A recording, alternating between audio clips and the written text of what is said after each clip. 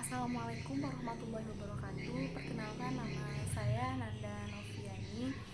Di sini saya ingin mempresentasikan proposal saya yang berjudul Analisis Pengaruh Suku Bunga Hutang Luar Negeri dan Nilai Tukar terhadap Pendapatan Nasional Indonesia. Yang pertama adalah pendahuluan. Sebagaimana kita tahu bahwa pendapatan nasional itu adalah hasil produksi nasional, yang berarti nilai hasil produksi yang dihasilkan oleh seluruh anggota masyarakat dalam suatu negara dalam periode tertentu, biasanya dalam periode 1 tahun. Pendapatan nasional ini bisa menggambarkan keadaan suatu negara baik atau tidak, sehingga bisa melihat kesejahteraan rakyatnya. Sebenarnya ada berbagai faktor yang turut mempengaruhi besar kecilnya pendapatan nasional suatu negara. Dan dalam penelitian ini saya tertarik untuk melihat bagaimana pengaruh dari suku bunga, hutang luar negeri, dan nilai tukar terhadap pendapatan nasional Indonesia. Nah, sebagaimana kita tahu bahwa 3 variabel tersebut tentu memiliki dampak baik positif ataupun negatif. Yang pertama, secara teori kita tahu bahwa suku bunga itu dia memiliki 2 dampak tergantung dari motivasi seseorang apakah ingin menabung atau berinvestasi. Yang kedua adalah hutang luar negeri, ini juga memiliki pengaruh terhadap baik sebagai peluang untuk pembangunan atau justru menjadi beban pembangunan negara tersebut. Dan yang ketiga adalah variabel nilai tukar yang tentu memiliki hubungan yang erat dengan pendapatan nasional. Nah, lalu sebenarnya bagaimana pengaruh ketiga variabel ini terhadap pendapatan nasional di Indonesia? Nah, ini adalah data penelitian saya dari tahun 2010 sampai tahun 2018, di mana variabel dependennya adalah pendapatan nasional, kemudian variabel independennya ada 3, yaitu suku bunga, hutang luar negeri, dan kurs. Oke. Selanjutnya adalah landasan teori. Yang pertama, pendapatan nasional. Seperti saya katakan tadi, bahwa pendapatan nasional itu bisa kita artikan sebagai dari hasil produksi nasional yang dihasilkan oleh seluruh anggota masyarakat dalam periode tertentu, biasa dalam 1 tahun ini yang biasa kita pakai. Sebenarnya ada 3 faktor ya, ada 3 cara sebenarnya untuk menghitung pendapatan nasional tersebut. Misal dari pendekatan pendapatan, dari pendekatan pengeluaran, dan dari pendekatan produksi. Selanjutnya, suku bunga. Nah, suku bunga ini bisa kita artikan sebagai persentase dari pokok hutang yang dibayarkan sebagai imbal jasa atau balas jasa dari kegiatan tersebut dalam periode tertentu. Nah, secara menurut teori ekonomi kita tahu juga bahwa bunga itu merupakan nilai dari kegiatan, apakah kegiatan tersebut menyimpan atau berinvestasi kepada perbankan yang pada suatu saat akan menerima balas jasa dari kegiatan tersebut. Selanjutnya, hutang luar negeri. Hutang luar negeri atau kita sebut juga pinjaman luar negeri ini adalah sebagian dari total hutang suatu negara, di mana krediturnya itu adalah di luar negara tersebut. Nah, hutang luar negeri ini bisa dilakukan oleh pemerintah, bisa dilakukan oleh perusahaan, atau justru dilakukan oleh perorangan. Selanjutnya, nilai tukar. Nah, nilai tukar atau kurs ini adalah perbandingan nilai tukar suatu negara dengan nilai tukar negara lain. Nah, hubungan nilai tukar ini di pendapatan nasional itu adalah bersifat positif, artinya ketika nilai tukar itu mengalami penguatan atau apresiasi, ini akan meningkatkan pendapatan nasional suatu negara. Selanjutnya adalah metode penelitian saya, objek dan ruang lingkup penelitian. Penelitian ini saya fokuskan untuk mengkaji bagaimana pengaruh dari suku bunga, hutang luar negeri, dan nilai tukar terhadap pendapatan nasional Indonesia dari periode tahun 2010 hingga tahun 2018. Selanjutnya, jenis dan sumber data. Jenis dan sumber data di sini adalah penelitian saya menggunakan data sekunder dalam bentuk urut waktu atau time series dari tahun 2010 hingga tahun 2018, di mana data penelitian saya ini saya peroleh dari berbagai sumber, dari publikasi-publikasi resmi, kemudian dari Badan Pusat Statistik, dan dari penelitian-penelitian sebelumnya. Selanjutnya adalah hubungan antar variabel. Nah, hubungan antar variabel singkat saja Yang pertama itu adalah suku bunga. Suku bunga berdasarkan Einstein teori, kemudian juga pendahuluan sebelumnya, bahwa memang hubungannya itu menurut saya yang pertama dia adalah negatif. Artinya suku bunga itu akan berpengaruh negatif terhadap pendapatan nasional. Ini berkaitan erat dengan investasi. Kemudian untuk variabel hutang luar negeri ini juga berkaitan erat dengan infrastruktur menurut saya, dan hubungannya adalah negatif. Dan yang ketiga adalah untuk variabel nilai tukar atau kurs ini berpengaruh positif pada pendapatan nasional. Selanjutnya metode analisis data. Metode analisis yang digunakan dalam penelitian adalah metode OLS dengan analisis linier berganda dengan alat itu adalah EFIS 9. Nah, ini adalah model penelitian saya dari hubungan variabel tadi. Artinya modelnya menjadi Y sama dengan A0 dikurang A1 X1 dikurang A2X2 ditambah A3X3 plus error term. Ya, X1 itu adalah suku bunga, X2 adalah hutang luar negeri, dan X3 adalah nilai tukar. Nah, ini adalah hasil estimasi saya, di mana ketiga variabel dan konstantanya itu semuanya signifikan ya, probabilitasnya signifikan. Yang pertama itu adalah konstanta dengan koefisien 30,72,294. Artinya apabila ketiga variabel tadi dianggap tetap atau tidak berubah, maka akan berpengaruh positif terhadap pendapatan nasional Indonesia. Yang variabel yang pertama adalah X1 atau suku bunga. Suku bunga ini memiliki koefisiennya min 8549,83 dengan probabilitasnya 0,316. Artinya ini membuktikan hubungan antar variabel yang saya sebutkan tadi yang memiliki hubungan yang negatif ya. Artinya ketika suku bunga itu mengalami peningkatan, ini akan menurunkan pendapatan nasional Indonesia.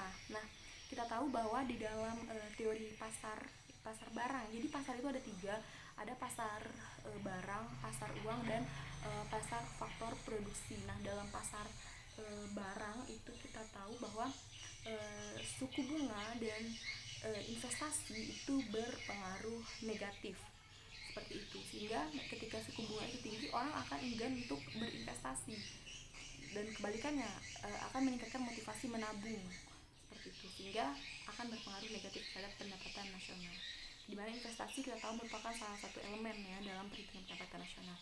Selanjutnya untuk variabel hutang luar negeri ini yang menarik bahwa koefisiennya adalah positif sebesar 16,32169 dengan probabilitas 0,0002. Artinya peningkatan hutang luar negeri ini akan sebanding dengan peningkatan pendapatan nasional. Nah, ini yang perlu saya bahas lebih detail, bahwa memang dari hasil penelitian saya, hutang luar negeri itu akan meningkatkan pendapatan nasional dengan asumsi tertentu pastinya. Yang pertama yang perlu saya katakan bahwa hutang luar negeri itu berkaitan erat dengan infrastruktur seperti saya katakan di awal, dan salah satu alasan hutang luar negeri itu adalah untuk pembiayaan infrastruktur, sehingga di mana infrastruktur ini nantinya akan membuat pertumbuhan ekonomi menjadi lebih baik. Itu yang pertama. Yang kedua adalah hutang luar negeri ini merupakan salah satu alternatif terbaik yang bisa digunakan pemerintah dalam usaha menutup defisit APBN seperti itu. Karena ketika pemerintah melakukan kebijakan menutup defisit APBN itu dengan melakukan percetakan uang baru, ini akan diikuti dengan peningkatan tingkat harga secara umum atau disebut juga inflationary effect. Nah, sehingga lebih baik kita menggunakan hutang luar negeri untuk menutup defisit APBN tersebut yang tidak diikuti dengan inflationary effect tadi.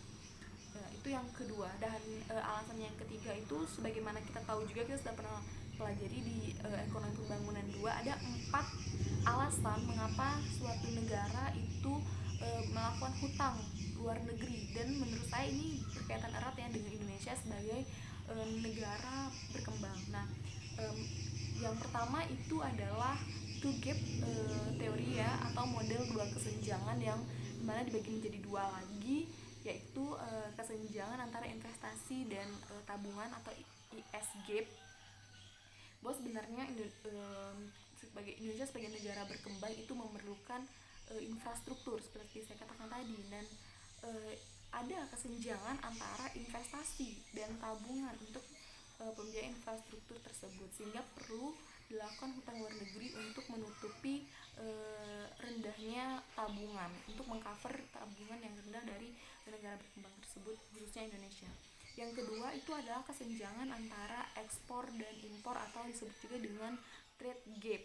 Nah, seperti kita tahu bahwa Indonesia ini adalah suatu negara agraris ya, dengan produk yang diekspor itu adalah produk primer dengan nilai tukar yang rendah seperti itu, sehingga tentu akan ada kesenjangan yang besar antara barang yang kita ekspor dengan yang kita impor, sehingga untuk menutup lagi pembiayaan dalam negeri itu perlu dilakukan hutang luar negeri, tentu dengan tujuan akhirnya adalah pertumbuhan ekonomi ataupun pembangunan ekonomi yang lebih baik lagi. Oke, yang kedua itu alasannya adalah dalam teori tersebut adalah three gap model teori, sama dengan two gap model teori, cuman ditambah satu yaitu fiscal gap. Nah, maksudnya adalah fiscal gap ini bahwa pemerintah sebenarnya kekurangan dana untuk membiayai kegiatannya. Seperti itu, kegiatan pemerintah di sini tentu tujuannya adalah pembangunan ekonomi yang lebih baik, sehingga memang perlu kita lakukan hutang luar negeri seperti itu. Dan yang ketiga itu adalah teorinya dari Harold Domar, yaitu teori kapital fundamental. Di sini Harold Domar mengatakan jelas bahwa suatu negara berkembang itu tidak mungkin mencapai pembangunannya karena negara berkembang itu kekurangan modal seperti itu. Sehingga kata Harold ada dua alternatif yang Harold Domar tawarkan. Yang pertama itu adalah mengundang investasi masuk, atau yang kedua melakukan pinjaman atau hutang luar negeri. Dan yang keempat itu adalah teori permintaan dan penawaran hutang, atau loan possible theory. Nah, sehingga memang jelas bahwa hutang luar negeri itu perlu kita lakukan khususnya untuk negara berkembang, mengingat masih kurangnya modal untuk meningkatkan pembangunan, namun tetap harus dengan pengawasan dan dengan pengawasan yang tepat seperti itu. Dan untuk variabel yang ketiga ini memiliki koefisien yang positif, yaitu 1,861,1 dengan probabilitas 0,05. Artinya ini sudah sesuai dengan hubungan antar variabel yang saya sebutkan di atas, bahwa memang suku bunga itu dia berpengaruh positif ya terhadap pendapatan nasional yang berkaitan dengan cadangan devisa kita. Artinya memang ketika suku bunga itu atau kurs itu mengalami penguatan atau apresiasi, ini akan berdampak positif terhadap pendapatan nasional di Indonesia. Kemudian kita lihat adjusted R-square-nya ini sebesar 0,996. Artinya memang 99% tiga variabel ini mempengaruhi variabel dependen, dan sisanya dipengaruhi dua variabel tersebut. Oke. Ini kesimpulan terakhir penutup ya. Jadi terdapat dua variabel yang berdampak positif terhadap pendapatan nasional, yaitu variabel hutang luar negeri dan nilai tukar. Sedangkan variabel suku bunga itu berdampak negatif terhadap pendapatan nasional. Dan secara keseluruhan ketiga variabel tersebut berpengaruh 99% terhadap pendapatan nasional Indonesia, sedangkan sisanya 1% berasal dari luar variabel yang diteliti. Terakhir, saran kepada instansi-instansi pemerintah khususnya Bank Indonesia agar pengendalian suku bunga dan kebijakan moneter memang harus menjadi prioritas pemerintah untuk meningkatkan arus investasi. Hutang luar negeri juga hendaknya kita kelola dengan lebih baik lagi dengan tujuan kegiatan pembangunan infrastruktur untuk memobilisasi perekonomian dengan tujuan untuk meningkatkan pertumbuhan ekonomi kita, serta pengendalian nilai tukar dengan harapan akan memperkuat nilai tukar mata uang rupiah terhadap mata uang asing dengan tujuan untuk meningkatkan peningkatan devisa negara kita. Oke, demikianlah presentasi dari saya. Terima kasih dan assalamualaikum warahmatullahi wabarakatuh.